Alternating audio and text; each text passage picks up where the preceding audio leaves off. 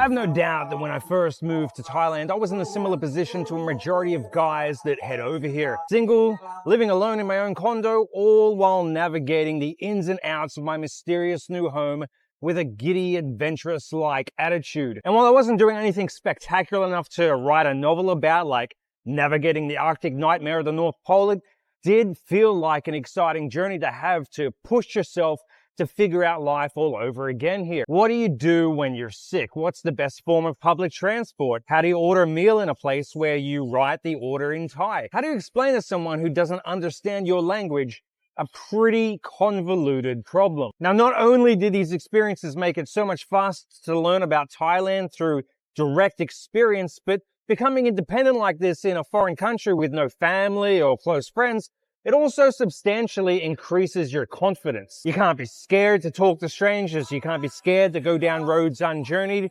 You can't be bashful about being stared at or getting attention for being different. Unless you want to hole up in a room all day and pretend the outside world doesn't exist, you just can't avoid things here. You have to continue to push yourself into situations that are at times going to be stressful, confusing, testing of your patience, incomprehensible, fruitless, and isolating. But in direct contrast to all these negatives, after going through it for like 6 months, you're gonna feel like a completely different person. One who doesn't feel the slightest sense of dependence, anxiety, reluctance, or fear at jumping into the unknown situations and figuring out a way to deal with it all. Your intuition increases, your call to action time reduces significantly, and your pride in being able to navigate everything going on around you despite not understanding it all only half a year ago, it's gonna shoot through the roof. And then something happens to come along and fuck it all up. Now, the term taking care is used a lot in Thailand, and not just by foreigners navigating a typical night out in Pattaya. In general, it is something Thai people are accustomed to doing for people who are senior to them, who have earned high levels of respect,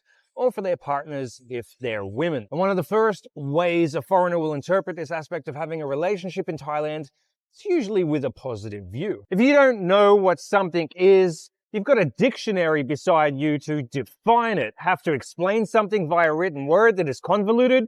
You now have a translator at your beck and call. In a situation where English isn't going to cut it, that interpreter attached at your hip is definitely going to make life much easier. Afraid of getting lost when going to a new place? The knowledgeable local by your side will make sure that you get where you need to go, and in quick time. You can probably guess where I'm going with this. Now, overnight, a lot of foreign men in Thailand will go from independent, self-sufficient, adventurous, spirited blokes to never having to navigate a single issue on their own anymore. And not only is this process a massive loss of agency on behalf of the foreigner, it can also be incredibly emasculating. If you even try to learn Thai thinking that this will erode it completely, try to realize it's not just a case of 6 months and you're done. Language learning is a never-ending process of keeping up with the modern applications of existing words and the ever-increasing vocabulary from slang and new ideas of technology. Let's not forget that this is a country where people speak multiple languages depending on where you are. And this is where it begins. You don't particularly go out of your way to diminish your independence. You do it out of convenience and efficiency. It's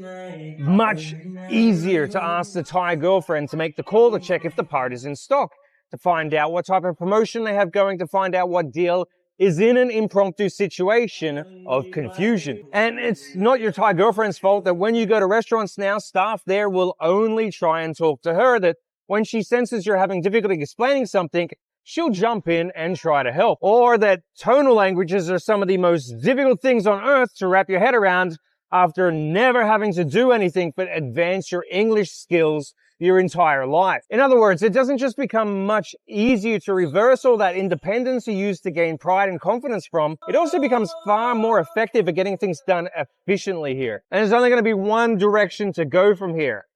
Backwards. Language, independence, action, it's just human nature. Think about it along the lines of a budget. If you've got $1,000 to live off, you'll find a way to stretch every cent to survive. But get $10,000 and instead of maintaining the impetus to work hard, suddenly it's easier to procrastinate, dawdle, and drag your feet on things you couldn't do before. Now, of course, there are outliers, people who maintain the same persistent effort no matter their position, but being content has a consistent track record of getting the best of most humans. And instead of accepting our compliance and all this, we tend to look for excuses to justify the outcomes. There's no justification to learn Thai when someone else can explain everything for you. There's no need to start up that conversation with a stranger when you have an open ear with you at all times. There's no need to wander down those unknown roads when you're satisfied with what you've got already. When you look around, you're not exactly an oddity doing this either. Every other foreigner here seems to have a Thai girlfriend, has settled into a routine, and